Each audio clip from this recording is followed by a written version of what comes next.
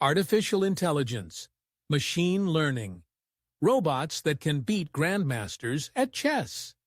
These sound like 21st century achievements, but what if I told you that in the 1700s, a machine stunned the world by doing all of that and more?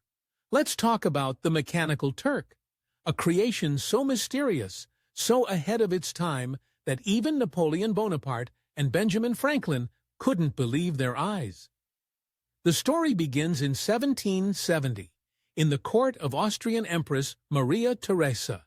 A Hungarian engineer named Wolfgang von Kempelen had been challenged to impress the Empress with a new invention.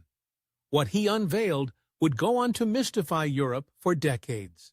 It looked like a large wooden cabinet, adorned with gears and levers, with a life-sized Turkish figure, dressed in robes and a turban, sitting behind a chessboard. This machine could move pieces on its own, and it didn't just play, it won. Crowds were stunned. They called it the Turk, and they were told it was a fully automated chess-playing machine, a genius device that could outthink human beings. And for decades, it traveled from court to court, defeating challengers and defying belief. But here's the twist. The Mechanical Turk was a fake.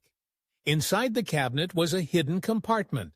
A real human chess master, cramped in darkness, operated the device using a clever system of sliding panels, magnets, and gears.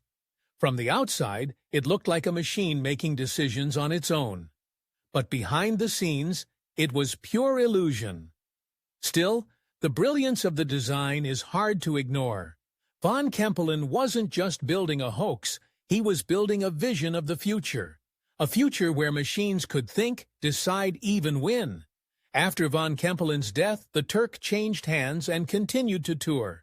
It played against Napoleon and beat him. It stunned Benjamin Franklin. It even inspired Edgar Allan Poe to write an essay investigating how it might work.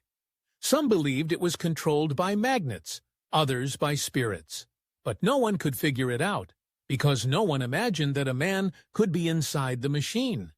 The illusion was so effective that it planted a seed in the public imagination. What if machines could really think? And here's the strange part. In a way, the Mechanical Turk foreshadowed the entire concept of artificial intelligence.